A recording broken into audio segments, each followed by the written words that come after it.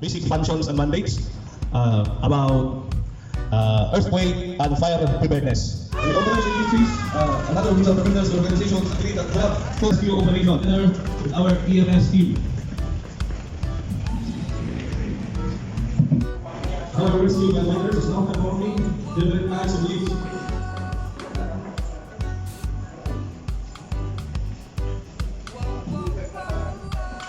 First rescuer is performing 1-1 assist. Second rescuer is now performing fireman's carry. And our third rescuer is performing piggyback lift.